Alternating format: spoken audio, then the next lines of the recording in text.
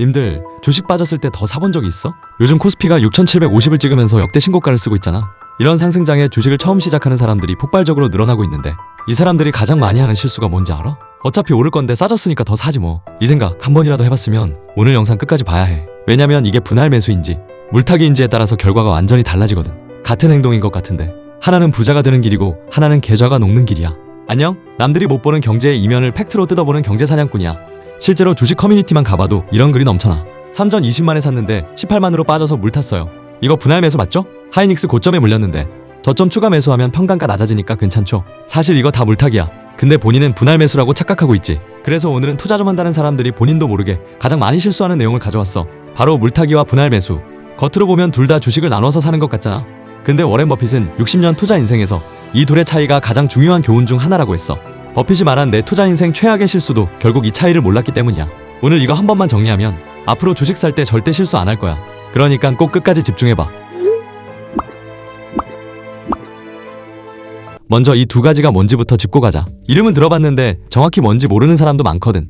물타기. 이건 내가 산 주식이 빠졌을 때 같은 종목을 더 사서 평균 매수 단가를 낮추는 거야. 예를 들어 10만원에 100주를 샀는데 주가가 5만원으로 빠졌어. 이때 5만원에 100주를 더 사면 내 평단가가 75,000원이 되잖아. 이러면 주가가 10만원까지 안 올라가도 75,000원만 회복하면 본전이야. 이게 물타기야. 술에 물 타서 도수를 낮추는 것처럼 평단가에 물을 타서 낮추는 거지. 그 다음은 분할 매수. 이건 한 번에 다 사지 않고 여러 번에 나눠서 사는 거야. 예를 들어 1000만원이 있는데 이걸 한 번에 안 넣고 200만원씩 5번에 걸쳐서 사는 거지. 영어로는 DCA, 달러 코스트 에버리징이라고 해. 정액 분할 매수라는 뜻인데 매번 같은 금액을 넣으니까 주가가 높을 때는 적게 사고 낮을 때는 많이 사게 돼. 자연스럽게 평단가가 관리되는 구조야. 여기까지 들으면 둘 다 평단가 낮추는 거 아니야? 이렇게 느껴지지. 맞아. 그래서 많은 사람들이 헷갈리는 거야. 근데 이 둘은 겉모습만 비슷하고 속은 완전히 달라. 지금부터 그 차이를 정확히 알려줄게. 첫 번째, 물타기와 분할 매수. 뭐가 다른 건지부터 확실히 정리하자. 사람들이 제일 많이 착각하는 게 이거야. 빠졌을 때 더 사면 다 분할 매수 아니에요? 아니야. 전혀 달라. 쉽게 말할게. 주식하다 보면 가장 많이 헷갈리는 게 바로 물타기와 분할 매수야. 겉으로 보기엔 둘 다 여러 번 나눠서 사는 것 같지만 사실 이 둘은 하늘과 땅 차이야. 먼저 물타기는 이미 산 주식이 떨어졌을 때 손실을 줄이려고 계획 없이 추가로 사는 걸 말해. 핵심은 애초에 계획이 없었다는 거야. 주가가 빠지니까 당황해서 평단가라도 낮춰야겠다며 감정적으로 대응하는 거지. 반면 분할 매수는 처음부터 철저한 계획이 있어. 이 종목에 총 500만원을 넣을 건데 한 번에 다 안 사고 5번에 걸쳐 나눠 넣겠다라고 미리 정해두는 거야.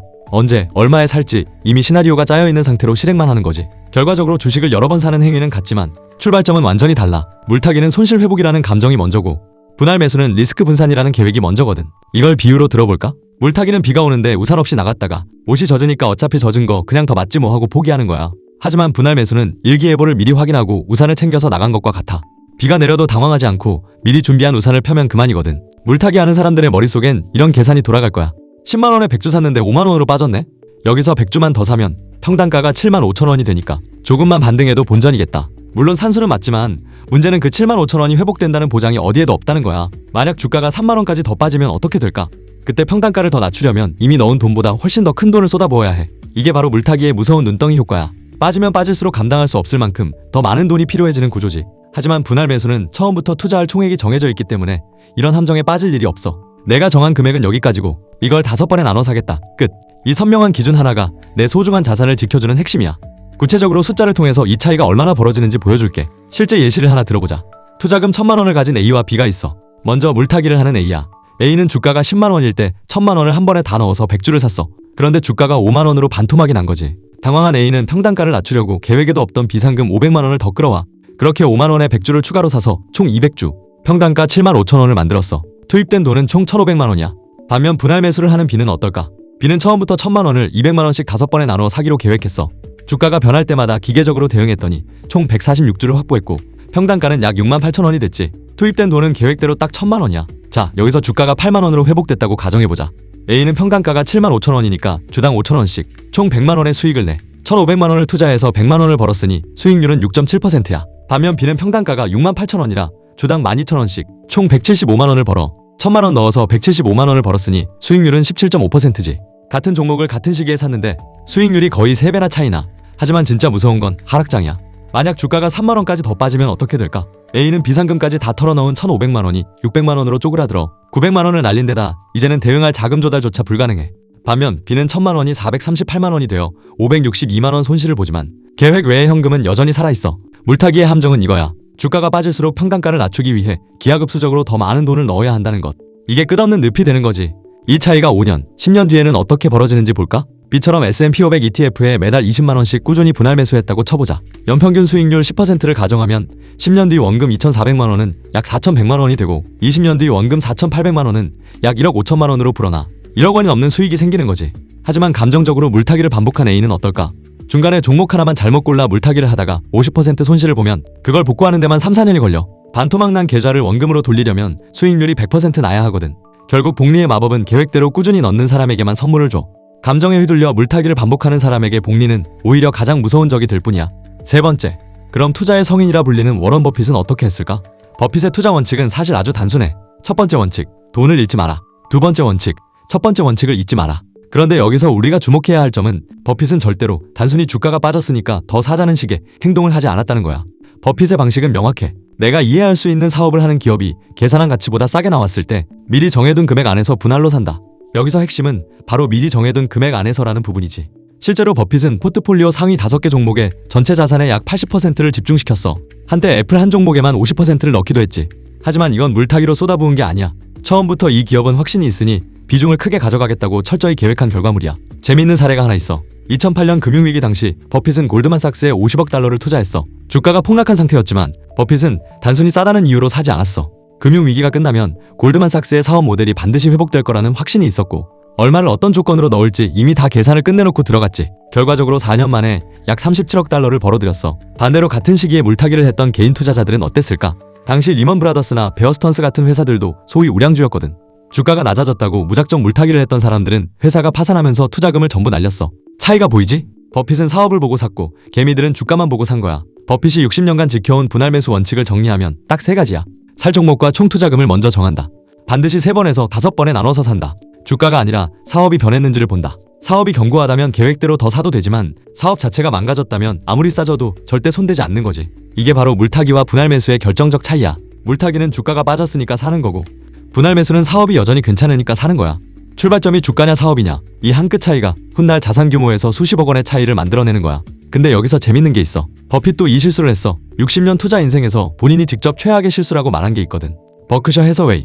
지금은 시가총액 세계 8위짜리 초거대 기업이잖아. 근데 원래 이 회사가 뭐였는지 알아? 망해가는 섬유 회사였어. 버핏이 이 회사 주식을 처음 산 이유가 뭐냐면 싸니까. 주가가 장부 가치보다 낮았거든. 이 가격이면 손해 볼 일이 없겠지 하고 산 거야. 근데 주가가 계속 빠졌어. 섬유 산업 자체가 죽어가고 있었으니까. 그러면 여기서 버핏이 뭘 했겠어? 더 샀어. 더 싸졌으니까. 장부 가치보다 싸잖아. 더 사야지. 이러면서 계속 물타기를 한 거야. 결국 버핏은 이 회사를 아예 인수해버렸어. 근데 인수하고 나서도 섬유 사업은 계속 돈을 잃었어. 20년 넘게 버텨봤지만 결국 1985년에 섬유 공장을 전부 닫았어. 버핏이 나중에 뭐라고 했냐면 나는 싸다는 이유만으로 망해가는 사업에 돈을 넣었다. 이건 내 투자 인생 최악의 실수였다. 여기서 핵심이 뭐냐면 버핏은 주가를 보고 샀어. 사업을 보고 산 게 아니야. 주가가 싸니까 장부 가치보다 낮으니까 더 빠지니까 더 사고. 이게 바로 감정 물타기의 전형이야. 버핏이 이걸 겪고 40년 만에 깨달은 게 뭐냐면 싸다고 사는 게 아니라 좋은 기업을 적당한 가격에 사는 것. 이 한 줄이 버핏 투자 철학의 전부야. 물타기의 함정이 바로 여기에 있어. 싸졌다는 사실에 눈이 멀어서 왜 싸졌는지를 안 보는 거야. 주가가 빠진 건 이유가 있거든. 그 이유가 사업이 망가지는 것이면 아무리 싸도 더 사면 안 돼. 버핏도 이걸 20년 동안 겪고 나서야 깨달은 거야. 근데 여기서 오해하면 안 되는 게 하나 있어. 내가 지금까지 물타기가 위험하다고 했잖아. 그러면 물타기는 무조건 나쁜 거야? 이렇게 생각할 수 있는데 아니야. 물타기 자체가 나쁜 게 아니야. 감정으로 하는 물타기가 나쁜 거야. 이게 진짜 중요한 포인트야. 버핏도 버크셔 해서웨이에서 실수를 한 다음부터는 방식을 완전히 바꿨거든. 코카콜라, 아메리칸 익스프레스, 애플 이 종목들은 주가가 빠졌을 때 버핏이 추가 매수를 했어. 넓게 보면 이것도 물타기야. 근데 이게 왜 성공했냐면 전략이 있었기 때문이야. 버크셔 때는 싸니까 샀어. 사업을 안 봤어. 코카콜라 때는 사업이 건재하니까 샀어. 주가는 참고만 했어. 같은 사람이 같은 행동을 했는데 기준이 달라지니까 결과가 완전히 달라진 거야. 그래서 물타기를 하더라도 이 규칙만 지키면 전략적 추가 매수가 돼. 규칙 1. 몇 퍼센트 빠졌을 때 살지 미리 정해놔. 10% 빠지면 1차 매수, 20% 빠지면 2차 매수, 30% 빠지면 3차 매수. 이렇게 기준을 먼저 잡아놓는 거야. 기준 없이 또 빠졌네? 또 사야지? 하는 순간 감정 물타기가 시작돼. 규칙이 최대 횟수를 정해놔. 3회까지만. 많아도 5회. 그 이상은 안 해. 왜냐면 물타기를 계속하면 그 종목에 내 전 재산이 몰리거든. 실제로 물타기를 멈추지 못해서 중소기업 대주주가 된 개인 투자자 사례가 있어. 2023년이랑 2025년에 지분 5% 넘겨서 공시 의무 대상자가 된 케이스가 나왔어. 이 정도면 물타기가 아니라 인수합병이지. 규칙 3. 전체 포트폴리오에서 그 종목 비중 한도를 정해. 내가 추천하는 건 한 종목 최대 20%, 아무리 확신이 있어도 20%를 넘기는 순간 그 종목이 30%만 빠져도 내 전체 계좌가 6% 날아가. 비중이 40%, 50%까지 올라가면 그 종목 하나 때문에 내 전체 자산이 흔들리는 거야. 이 세 가지 규칙이 있으면 물타기가 아니라 전략적 추가 매수가 되는 거야. 이 세 가지 없이 빠졌으니까 더 사자 하면 그건 투자가 아니라 도박이야. 그러니까 정리하면 물타기가 나쁜 게 아니야. 전략 없는 물타기가 나쁜 거야. 분할 매수가 무조건 좋은 것도 아니야. 계획 없는 분할 매수는 그냥 여러 번 사는 거야. 핵심은 계획이 먼저냐 감정이 먼저냐 이거 하나야. 그럼 적립식 매수는 분할 매수예요? 물타기예요? 이것도 짚고 가자. 적립식 매수, 그러니까 매월 자동으로 일정 금액을 사는 거. 이건 분할 매수의 가장 대표적인 형태야. 처음부터 매월 얼마를 어떤 종목에 넣겠다는 계획이 있잖아. 주가가 오르든 내리든 감정 없이 기계적으로 사는 거니까. 이게 초보자한테 가장 좋은 분할 매수야. 근데 적립식도 주의할 게 있어. 뭘 적립식으로 사느냐에 따라서 결과가 완전히 달라지거든. S&P 500이나 코스피 200 같은 지수 ETF를 적립식으로 사는 건 거의 정답에 가까워. 500개 기업이 한꺼번에 망하는 일은 없으니까. 장기적으로 보면 지수는 우상향 해왔거든. 근데 섹터 ETF나 테마 ETF는 달라. 양자컴 ETF, 2차전지 ETF, 메타버스 ETF 같은 건 그 산업 자체가 꺼질 수 있잖아. 이런 걸 적립식으로 모으고 있는데 산업이 망가지면? 그건 적립식이라는 이름을 달고 있지만 사실상 물타기가 되는 거야. 그러니까 적립식 매수를 할 때도 이 산업이 10년 뒤에도 살아있을까? 이 질문을 꼭 던져봐. 답이 확실하지 않으면 지수 ETF로 가는 게 맞아. 자, 그럼 이제 내 상황에선 어떻게 해야 하는지 정리해줄게. 상황 1. 나는 주식 처음 시작하는 초보야. 그럼 개별 종목 물타기는 솔직하게 위험해. 초보가 물타기를 하면 90% 감정 물타기가 돼. 기준을 세울 경험이 아직 없으니까. 대신 S&P 500이나 코스피 200 같은 지수 ETF를 매월 정해진 금액으로 자동 매수해. 이게 가장 안전한 분할 매수야. 버핏도 일반 투자자한테는 이 방법을 추천했어. 2007년에 버핏이 헤지펀드 매니저랑 100만 달러 내기를 했거든. S&P 500 인덱스 펀드가 10년 뒤에 헤지펀드보다 수익률이 높을 거다. 결과 버핏이 압승했어. 전문가가 골라서 산 것보다 그냥 지수에 넣은 게 더 좋았던 거야. 월가의 천재들도 못 이기는 게 S&P 500 적립식이야. 초보라면 여기서부터 시작하면 좋을 거야. 상황 2. 이미 물린 종목이 있어. 여기서 스스로한테 그 질문을 던져봐. 이 종목을 지금 처음 본다고 해도 이 가격에 살 건가? 답이 맞다면 아까 말한 세 가지 규칙을 세우고 전략적으로 추가 매수해. 몇 퍼센트 빠지면 살지, 최대 몇 회까지 할지, 비중 한도는 얼마인지. 이 규칙만 있으면 물타기도 전략이 돼. 답이 아니라면 손절하고 그 돈을 확신 있는 종목이나 지수 ETF를 분할 매수해. 아까운 것 같지만 이미 잃은 돈에 집착하는 게 더 큰 손실을 만들어. 이걸 매몰 비용의 오류라고 하는데 투자에서 가장 무서운 심리 함정이야. 이미 이만큼 넣었으니까 더 넣어야 본전이라도 뽑지. 이 생각이 계좌를 녹이는 거야. 카지노에서 잃은 돈 되찾겠다고 더 거는 거랑 똑같은 심리거든. 상황 3. 확신 있는 종목인데 꽤 많이 빠졌어. 이때가 전략적 물타기를 쓸 수 있는 타이밍이야. 근데 아까 말한 세 가지 규칙을 반드시 지켜야 해. 첫째, 몇 퍼센트 빠졌을 때 살지 미리 정해. 감정으로 이 정도면 싸지 않아? 하는 순간 끝나. 둘째, 최대 3회까지만. 그 이상은 내가 틀렸을 가능성을 인정해야 해. 셋째, 전체 포트폴리오에서 20% 넘기지 마. 그리고 추가 매수 전에 반드시 체크해야 할 게 있어. 이 기업의 사업이 달라진 게 있나? 매출이 줄고 있거나 영업이익이 적자로 돌아섰거나 경쟁사에 밀리고 있으면 그건 좋은 기업이 잠깐 빠진 것이 아니라 사업이 망가지는 것일 수 있어. 이럴 때는 아무리 확신이 있어도 추가 매수하면 안 돼. 상황 4. ETF를 모으고 있는데 ETF도 물타기가 돼? 아까 말한 것처럼 지수 ETF는 거의 무조건 분할 매수야. 근데 테마 ETF는 물타기가 될 수 있어. 이 산업이 10년 뒤에도 살아있을까? 이 질문에 확신이 없으면 그 ETF는 적립식이라 해도 물타기 리스크가 있다는 거야. 마지막으로 정리할게.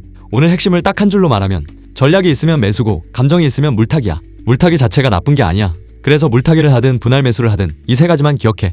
하나, 살 종목과 총 투자금을 먼저 정한다. 빠지면 사야지가 아니라 이 종목에 얼마를 넣을지를 먼저 정해. 둘, 기준을 미리 세운다. 몇 퍼센트 빠지면 살지, 최대 몇 회까지 할지, 비중 한도는 얼마인지. 이 규칙이 있는 순간 물타기도 전략이 돼. 셋, 주가가 아니라 사업을 본다. 싸졌으니까가 아니라 사업이 괜찮으니까 살 때만 돈을 넣어. 그리고 지금 당장 해봐야 할 게 하나 있어. 증권사 앱 열어서 내 보유 종목 한번 봐봐. 혹시 평단가 낮추려고 추가 매수한 종목이 있어? 그 종목을 지금 처음 본다고 해도 살 건지 스스로 물어봐. 답이 응이면 세 가지 규칙을 세워서 전략적으로 관리해. 답이 글쎄면 오늘이 정리할 타이밍이라는 거 꼭 기억하고, 오늘 이야기 진짜 도움됐다 싶으면 좋아요 한 번씩 시원하게 꼭 눌러주고, 지금 투자하면서 제일 궁금한 것들 있어? 지금 바로 댓글에 적어줘. 경제사냥꾼이 직접 하나하나 댓글 다 확인하고 있으니까 밤새서라도 데이터 검증하고 분석해서 다음 영상으로 가져올게.